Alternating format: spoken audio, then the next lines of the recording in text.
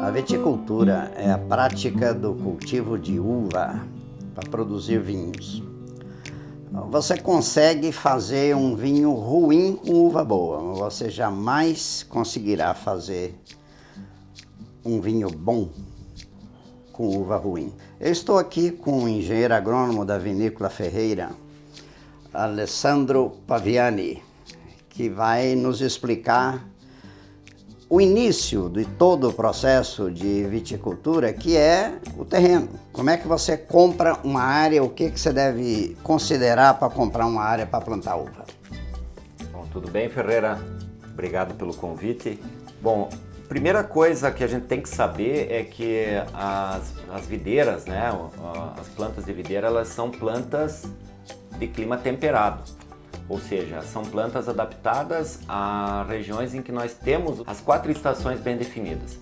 Nós precisamos principalmente do inverno com frios mais rigorosos, né? Até com a formação de geadas, com frios negativos, porque isso faz com que nossas plantas entrem em dormência, e esse período de dormência, Ferreira, faz com que nós tenhamos uma brotação boa e uma produção de frutos boa lá para frente. Então, devemos escolher locais para que nós consigamos colocar as nossas plantas, que elas façam esse ciclo natural durante o ano. Um outro ponto a ser levado em conta também na época de maturação, né, na época do verão, meados de verão, é que nós tenhamos dias com as temperaturas mais altas, dias quentes e noites frias. Isso faz com que as nossas uvas amadureçam de uma forma mais lenta e tenham uma maturação mais completa. Isso tudo vai refletir dentro do vinho depois. Sem dúvida. Aquele chamado veranico de janeiro, por exemplo, ele é fundamental para que a uva ganhe mais açúcar e fique adequada para se fazer vinho. A gente tem o homem, tem os vinhos e tem o solo. E é importante interferir o mínimo possível para que você alcance um equilíbrio na produção do vinho. Como é que você vê isso? Na minha visão, nós temos que ter o vinho sendo o reflexo do terroir, que é o solo, o clima, né, a interferência do homem. Tudo isso faz parte do conjunto da produção da uva. Eu penso que quanto menos o homem interferir na produção da uva, melhor essa uva vai ter a sua expressão no vinho depois. Mas nós temos também que levar em conta que nós estamos num país em que não é país de origem das videiras. Elas vêm de outros locais, então nós precisamos dar condições mínimas para que ela se desenvolva. Então nós precisamos ter um preparo de solo muito bem feito, né? Nós precisamos ter as intervenções humanas numa questão de poda, de condução das plantas, porque a videira por si só não consegue fazer. Ainda com relação ao local, quem já visitou vinícola observa que as plantas elas são plantadas em filas, formando ruas. E essas filas ela tem uma exposição que é chamado face norte. O que é isso? Nós estamos falando particularmente da Vinícola Ferreira, né? Nós estamos numa região em que o relevo é mais acidentado. Então a gente procura fazer o mais próximo possível ao ideal. Agora, o que é o ideal? O ideal é que nós tenhamos vinhedos plantados na face norte. Isso quer dizer que a sua declividade esteja voltada ao norte, porque como nós estamos no hemisfério sul e o sol no seu pico de verão ele passa bem a pino, como a gente diz, né? Mas conforme o passar do tempo e voltando ao inverno, ele começa a trabalhar num ângulo angulado, vamos dizer assim, um pouco mais baixo no céu. Como nós estamos no sul, o sol para nós ele fica nesse ângulo a norte. Então quando nós temos a face norte do vinhedo, ele vai receber maior incidência de luz solar. Outro fator a se levar em conta é a disposição de filas. Sempre tentar o máximo possível fazer as filas no sentido norte e sul. O sol nasce no leste, se põe no oeste. Então nós temos luz durante o período da manhã numa lateral da fila. O sol vai correr e ele vai se pôr a oeste, colocando luz no outro lado da fila. Além desses cuidados iniciais, o manejo do vinhedo como um todo, ele é composto de uma sequência grande de atividades. Começa com a análise de solo e a seguir as operações de preparo. Você pode falar um pouco sobre isso? Sim, como eu falei anteriormente, as videiras não são originárias do Brasil, né? Então a gente precisa adequar o solo, principalmente, né? Para que ela se desenvolva. Então nós precisamos colocar o solo numa condição de fertilidade para que a uva se desenvolva. Então nós começamos, após a escolha do local, que é essa escolha com face norte, onde a gente vai conseguir colocar a exposição de linhas norte-sul, ou pelo menos o máximo possível nessa exposição. Aí nós fazemos uma análise de solo para ver quais são as condições nutricionais desse solo, quais são as concentrações minerais que tem nesse solo, e a gente vai adequar ela, corrigir para o plantio das mudas. Então, depois que você toma esses cuidados iniciais, você tem que fazer o plantio. Qual é a época que você faz e como é que se coloca a muda no chão e quais são os cuidados com irrigação? Bom, por se tratar de uma cultura perene, né, que ela vai ficar por muitos anos nesse solo, então nós precisamos fazer um preparo de solo muito bem feito, com uma correção de solo muito bem feita. E nós praticamos um preparo total do solo, Ferreira. Então a gente revolve todo esse solo, demarcamos as linhas, fazemos a abertura das covas, né, de forma manual. Qual a dimensão da cova? As covas hoje em torno de 40 por 60, 30 por 50, alguma coisa nesse sentido, porque nós, principalmente nessa região aqui da Serra da Mantiqueira, nós precisamos melhorar mais a fertilidade. Então daí a gente faz uma adubação na cova.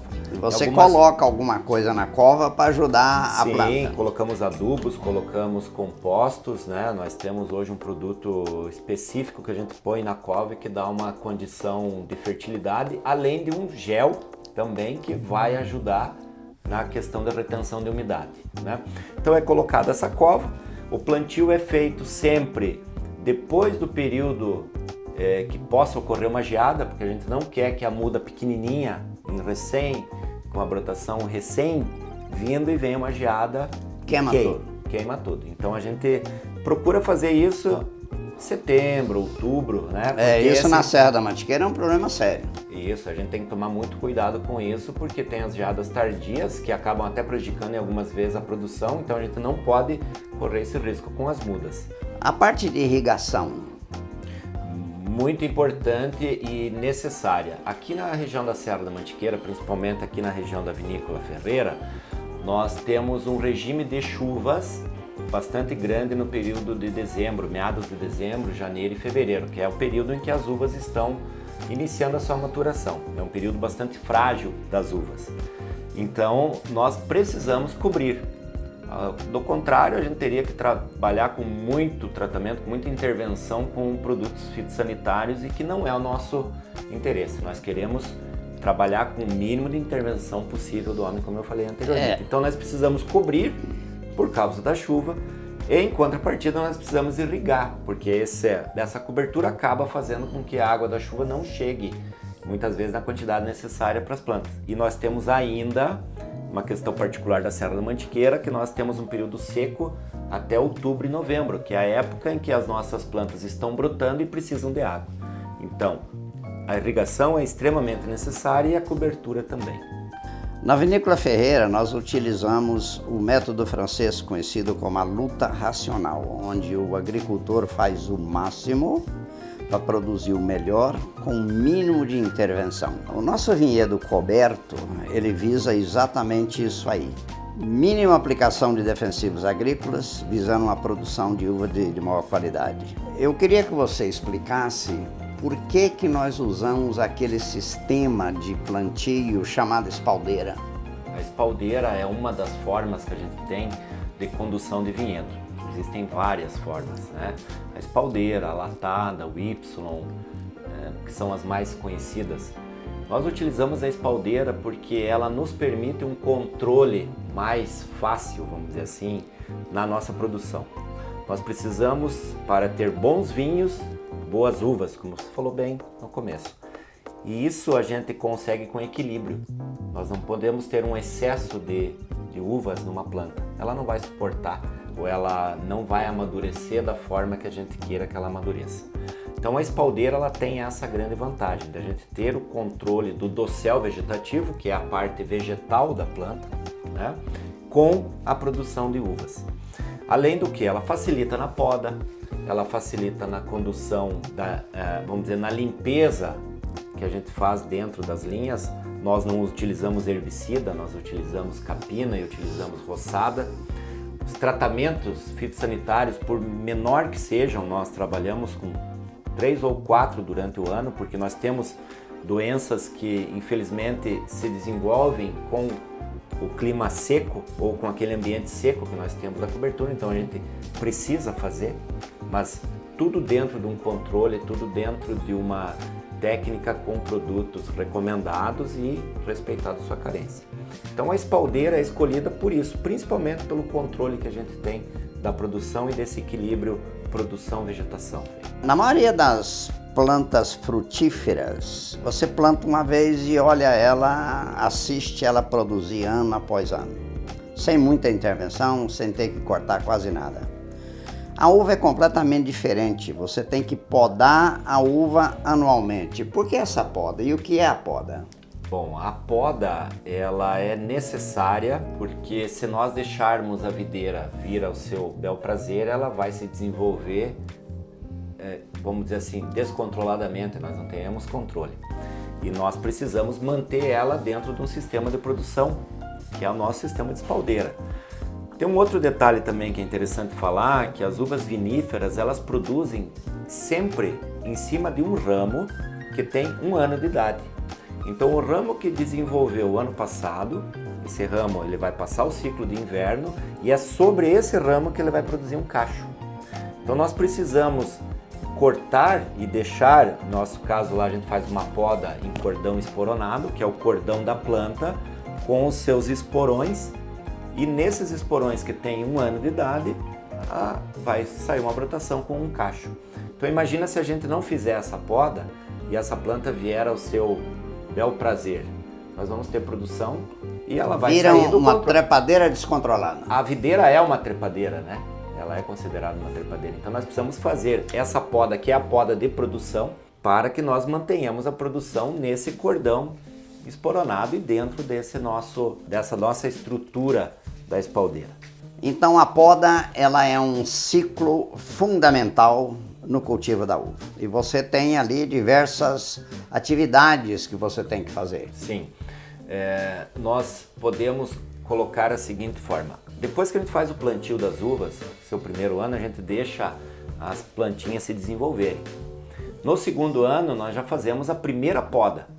A gente volta essa planta, corta aquele excesso que tem e deixamos algumas geminhas para a gente começar a desenvolvimento. Está crescendo para baixo. Está crescendo para baixo. A gente faz isso para que a gente force raízes, desenvolvimento de raízes. Durante um ano. Durante um ano. Porque como é uma planta que a gente vai ficar com ela por muitos anos, por décadas, a gente tem que ter uma boa estruturação inicial. No segundo ano, então, ao crescimento dela, vai chegar no nosso arame. A espaldeira é conduzida com um arame principal em torno de 90 centímetros, 80, 1 metro, dependendo. E nós fazemos o segundo ano, a poda de segundo ano, uma poda já de formação. Então existem as podas de formação e as podas de produção, né? Aí a partir do terceiro ano já temos esse desenvolvimento de ramos laterais, que a gente chama, né? Que são os ramos onde tem produção de uva. Aí para frente a gente faz essa poda de produção mantendo os esporões, que vão ser as estruturas de produção para os próximos anos. Perfeito. Você tem diversas atividades como amarrios, desbrota, cortar galhos. Você pode falar um pouco sobre essas atividades durante esse processo aí que vai da poda até perto da colheita? Nós temos alguns trabalhos que são fundamentais. Como eu falei, a mínima intervenção do homem, mas não quer dizer que a gente não tenha que intervir. As nossas intervenções começam na poda, final de inverno, começo de primavera, quando as plantas começam a se mexer, como a gente diz. Então fazemos a poda de produção. amarrios de alguns galhos, a gente faz renovação também. Às vezes acontece desse braço, que a gente chama, desse cordão, não ter brotado bem num ano, ou ter sofrido um frio, então nós fazemos a substituição por um ramo novo. Então tem esse amarrio das varas de produção. Isso é feito na hora da poda? É feito na hora da poda. Algumas vezes a gente até pode fazer antes. A gente faz isso no inverno, aproveitando a nossa mão de obra, né, que no inverno o serviço é um pouquinho menor, apesar que nós temos os nossos plásticos para trocar, né, todo ano tem essa manutenção de estrutura, e então a gente pode fazer esse amarrio inicial já no inverno. Bom, após a poda de produção, nós fazemos uma primeira desbrota, que é aonde nós tiramos os brotos desnecessários, quais sejam aqueles que não têm produção e que não nos servirão para o próximo ano. Então você consegue enxergar ali o que vai dar um cacho bom, o que vai dar um cacho ruim? O que vai dar um cacho bom, o que vai dar um cacho ruim, aquele que não vai dar cacho e aquele broto que não nos servirá para o próximo ano. Você tira tudo? Tiro tudo. Porque você já faz uma toalete na planta. Logo após isso, a planta se desenvolve um pouco mais e daí nós fazemos uma primeira desfolha, uma primeira retirada de folhas. Para quê? Para deixar o cacho mais livre possível, para que o ar passe, né? Para que a luz do sol entre, né? Penetre. Então a gente tira as folhas, sempre respeitando a folha oposta ao cacho. Sempre deixa a folha oposta ao cacho. Mais adiante, nós temos uma condução do dossel, porque os ramos vão crescer. No nosso sistema de espaldeira, a gente tem o arame principal, onde nós temos a planta, e depois duplas de arames, que formam uma parede. Então, por dentro dessas arames duplas é que a gente vai fazer a condução do nosso dossel. E isso é feito de forma manual. Mais adiante, próxima colheita, nós fazemos mais uma limpeza de folhas, para também fazer com que o vento passe, né, que a gente tenha circulação de ar, entrada de luz, e no nosso caso específico ali na serra, como nós temos uma fauna muito exuberante e abundante, a gente sofre, vamos dizer assim, com o ataque de passarinhos nas nossas uvas. Então, após essa desfolha, próxima à maturação, que as plantas, que os cachos estão mudando de cor, a gente entra com a tela para a gente proteger. É uma tela de proteção só na área dos cachos. Só na área dos cachos. Que você deixou exposta ao sol. Isso aí. Perfeito. E durante todo esse processo, embora a gente tenha todos os cuidados com o cultivo, mas nós não estamos imunes a pragas e doenças. O que você faz para prevenir e para combater? Nós temos hoje as ferramentas químicas, e eu digo as ferramentas físicas. Nós temos produtos fitossanitários, né, os defensivos agrícolas, que a gente pode fazer uso, e em determinados momentos a gente faz uso, mas como eu falei anteriormente, sempre respeitando as suas recomendações técnicas, as suas período de carência. O produto tem um período de carência, né, que são dias após a aplicação, que ele não tem mais efeito, vamos dizer assim. Nós respeitamos ainda mais, pelo menos 3 vezes o período de carência, porque nós estamos numa região, ou melhor, nós estamos com o vinhedo coberto, que não molha, então a parte da água, a chuva não lava esse produto, então nós respeitamos 3 vezes mais o que está no rótulo. Mas como eu falei anteriormente, as nossas intervenções químicas se limitam a 4, 5 por ano. Temos produtos orgânicos, né, que são considerados orgânicos, que são cobre, sulfato de cobre, o próprio enxofre, que são produtos excelentes que a gente usa aí no nosso esquema de controle de doenças. São, na maioria, produtos leves, voltados mais para um tratamento, não vamos chamar de orgânico, mas sem agredir a planta e o meio ambiente. Sem agredir a planta e o meio ambiente. Eu até colocaria assim, Ferreira, sulfato de cobre e o próprio enxofre são produtos que... Tem na natureza. Tem na natureza, e eles são indicados para a agricultura orgânica, né? Quando eu me referi ao controle físico, é justamente isso, o fato de nós interferirmos de forma positiva na planta, retirando folhas, por exemplo, fazendo com que aquela umidade da manhã que nós temos nessa região da serra, ela seque o mais rápido possível, para que o cacho fique o menos tempo molhado possível, para que as doenças, né, que atacam, elas não tenham condições de se desenvolver. O período de maior trabalho no manejo da uva, ele começa com a poda e ele é intenso até ali um pouco antes da colheita, né? Sim, Ferreira, porque tem um ditado que diz que o olho do dono engorda o boi. Eu acho que é o olho do viticultor é que faz o vinho. Então você tem que estar em constante trabalho dentro das videiras. Nós temos uma área considerável também, com muitas variedades, que tem ciclos diferentes. 16 variedades com 47 quilômetros de plástico. De plástico, hoje. É isso daí. Então veja, nós temos 47 quilômetros de rua. De ruas que a gente precisa passar para cada centímetro dele fazendo esse trabalho, né? Então é um trabalho que começa na poda e ele alivia um pouquinho antes da colheita, porque após a gente colocar a tela, depois que a gente coloca a tela, o trabalho já se reduz porque praticamente está finalizado, né? É só aguardar a natureza agir, né? E principalmente a natureza da Serra da Mantiqueira, que dá essa característica aos nossos vinhos, por mais aqueles dias finais ali para nós colhermos a uva. Quem já viajou e visitou vinícolas fora do Brasil, principalmente na Europa, já viu que os vinhedos europeus eles estão normalmente em terreno plano, sem cobertura e com espaço grande entre uma fileira e outra. Isso porque eles permitem a mecanização, não só nesse manejo que o Paviani mencionou, mas também a colheita. No nosso caso aqui, que cuidados nós temos que ter antes de colher e durante a colheita? Concluindo os trabalhos com a colocação da nossa tela, né, que eu posso dizer assim, termina a nossa intervenção diretamente no cacho da uva, né? Nós continuamos com despontas, porque como a videira é também uma planta com crescimento ilimitado, vamos dizer assim, ela não para o seu crescimento, a não ser pela queda da temperatura lá no final do ciclo, então nós precisamos fazer uma poda também desse dossel. Mas o principal cuidado que nós temos é da seleção de cachos, da limpeza de cachos. Eventualmente nós temos ataques de algum passarinho por cima da tela, eles são bastante espertos com isso, né? Abelhas também. Eu já vi o passarinho furar a tela e comer a uva. Isso aí. Então, a gente sempre tem a ideia de que as abelhas estragam a uva. Na verdade é o contrário. As vespas furam a baga da uva, a abelha vem, briga com a vespa vai embora furar outra para ela sugar o suco da baga. Então a gente tem isso também, né? Na natureza nada é perfeito. Nós temos às vezes algum cacho que pode ter sofrido o ataque de algum fungo. Então nós fazemos tirada da tela, uma seleção de cachos na planta e só colhemos aquilo que está perfeito. Terminou a colheita, as uvas foram para processar, você tem aqui agora a planta dormente, porque ela vai, após o inverno, o verão vai chegar o inverno.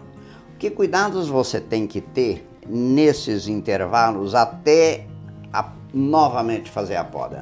Depois que a gente colhe a uva, é nesse período entre a colheita e a entrada em dormência lá no inverno, é que ela faz a reserva de nutrientes para a próxima safra. Ou seja, ela programa a produção nesse momento. Nesse momento. E é nesse momento que nós temos que repor os nutrientes que ela retirou, que a gente levou para a cantina, na uva. Então a gente faz uma adubação de pós-colheita, que a gente chama, né? Fazemos algum trabalho... É como se a gente estivesse tomando uma vitamina depois do exercício físico. Isso daí. Ela trabalhou, ela fez exercícios durante 6 meses, né? Que foi o período de primavera e verão. Depois da colheita, a gente tem que repor a ela o que ela gastou de energia. E é nesse período que ela vai fazer esse armazenamento de energia para a próxima safra. E o que acontece se você não fizer essa reposição? Não, ela vai produzir ainda no próximo ano. Como um atleta conseguiria tranquilamente correr, mas não tem desempenho. Você não vai ter esse efeito no primeiro ano, porque o adubo que a gente coloca no solo, naquele ano, alguns nutrientes ficam disponíveis de forma mais rápida, alguns demoram um pouco mais. Mas é que esse é um trabalho, tu lembra quando eu falei que a gente plantava, no plantio das uvas, nós fazemos um preparo da área total? Então ela está gastando esses nutrientes, então após o primeiro ano de produção a gente tem que repor. Talvez não para aquele ano específico, mas nós temos que pensar que daqui 2 ou 3 anos, esse que a gente deixou de fazer agora vai fazer falta. Eu quero voltar num item aqui bastante interessante, que é com relação ao a correção e tratamento do solo. Na primeira vez é feita uma calagem do solo após verificar como está o solo, onde se joga calcário.